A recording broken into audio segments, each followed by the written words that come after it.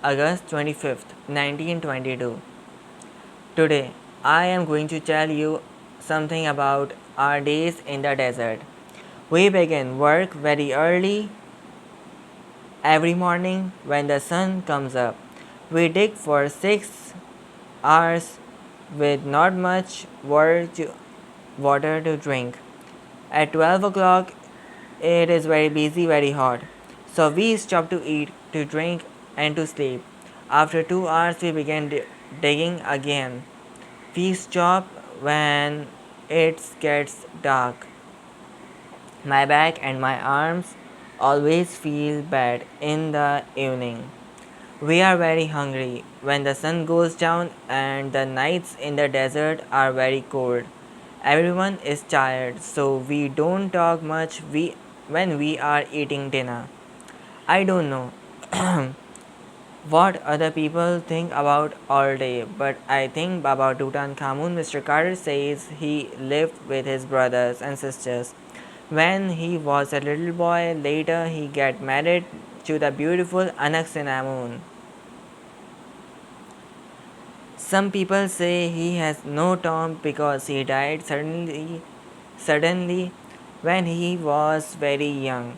But tombs were very important in old Egypt, and Mr. Carter thinks Tutankhamun has his tomb somewhere in the valley. But where?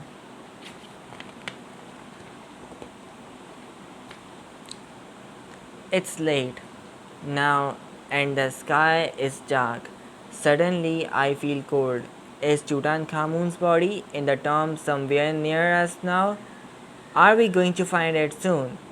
Is Mr. Carter Little Yellow Bird going to help us or not? Who knows? September 12th, 1922. Some visitors came to the Valley of the Kings today. People often come here to look at the open tombs. They look at the pictures in the tomb and the bodies of the dead kings. We call them mummies. You know, today visitors were artists from France. They said everyone in Europe is interested in Egypt now. They are building new Egyptian cinemas and hotels in the big cities. And shops are selling Egyptian beds, tables, chairs, and pictures too. Artists can make a lot of money with Egyptian things. A young girl with the dark hair and the beautiful strong face walked along the valley behind the other artist. For a minute, she looked at me. Then suddenly she dropped something in the sand and began to look for it. It went to help her. After a minute, I found it a gold bracelet with an Egyptian eye on it. I gave it to her and she smiled. Thank you, she said. My teacher, Mr. Ayrton, gave it to me for my birthday. Isn't it nice? I didn't want to say lose it. She had a beautiful dark eyes. I wanted to speak to her, but what could I say? Excuse me, Annie. You have a beautiful face. Of course not. I know her name is Annie because an older man called to her, come on, Annie. Coming, Mr. Arton, she said, and she ran after him. Okay. In the evening, the French artist left and went back to their hotel in luxurious car. Annie smiled at me when she left, but then her teacher, Mr. Arton, called her and the smile left her face and she ran after him again. Am I going to see Annie again? I like her a lot, but I don't like her teacher. Mr. Arton, he is a lot older than her. Perhaps he is a very good artist. But why must she run to him every time he calls her? She needs to be with young people, not old Mr. Arton. It's nice, another beautiful night tonight. Desert nights are wonderful, but again I feel very cold. I think the dead kings come near us and watch us at night. I can feel their dead eyes looking at us coldly. Some people think they are angry with us for digging here, They say bad things happen to people when they go into Egyptian tombs looking for treasure. But Mr. Carter is okay, and he began digging in Egypt years ago. So perhaps they are wrong.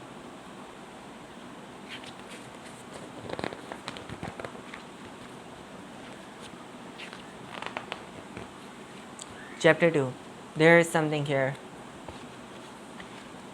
November 4th, 1922. Something wonderful happened today. We found a step in the sand. It was about 4 p.m. when someone suddenly cried out behind me. It was my friend Karim. Tariq, quick, there is something here. I ran to him and we dug fast. We soon found a step in the sand. Under the first step, we could see a second one. I said, stop. We must get Mr. Carter back. Someone found Mr. Carter and he ran over to us.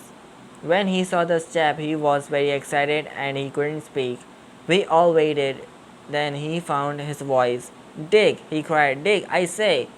So we all dug very quickly and we found 5 more steps before the sun went down. Then we stopped. Now we are all very tired but very excited at dinner. There were many questions in all our heads.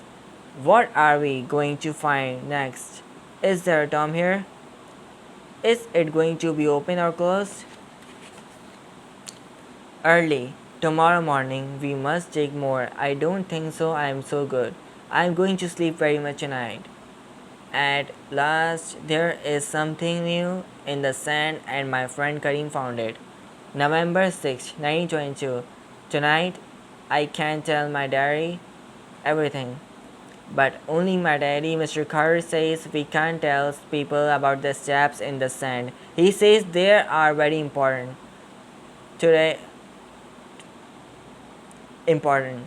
Today we have 16 steps in the sand. Then we found a door, and the most important thing, the door wasn't open, but had old Egyptian seals on it. Mr. Carter went down the steps and looked at the seals very carefully. For a long time, we all waited in the sand under the hot down in the sun. Down to the dark, looking at that old Egyptian door, Mr. Carter began to laugh. There are his shells, he called up to us, Tutankhamun's shells.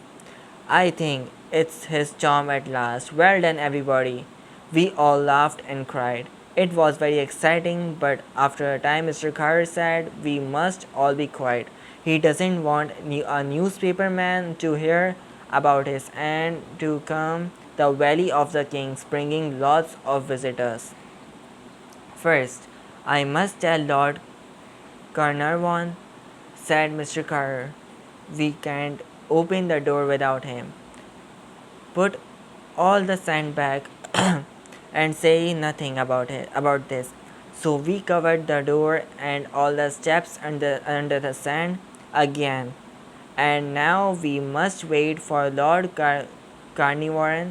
It's going to take 2 weeks or more for him to come to Egypt by ship from England. How can we keep quiet for 2 weeks? It's a good thing I am far from my family, and that beautiful French artist Annie is far away now. I think she would like to hear all about this too. Without them here, there is nobody to talk to. Nobody but you, my diary. So good. Okay, now it's November 12th, 1922. Something very strange happened today. A snake killed Mr. Carter Yellowbird and ate it. Mr. Karim was ill, and his face went white when he heard about it. The yellow bird helped us to find Tutankhamun's tomb, he said, but now Tutankhamun sent the snake to kill the bird because he is angry with us. We must stop digging at once and never open the boy king's tomb. Mr. Carter told Karim to be quiet and not to say all those crazy things in front of the younger boys. Listen to me first, Karim. He said Tutankhamun died thousands of years ago. He can't be angry with us. Do you hear me? Who is right about Tutankhamun, Mr. Carr or Mr. Kareem? I don't know about beginning to feel afraid. November 23rd of 1922. Today at last Lord Carnarvon and his daughter Evelyn arrived. Lord Carnarvon doesn't look well. His face is very white and tired.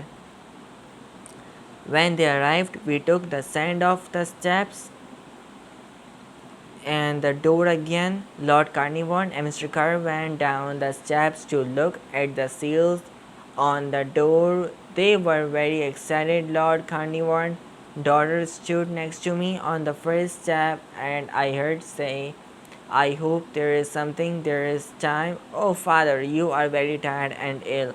I hope this visit doesn't make you feel worse.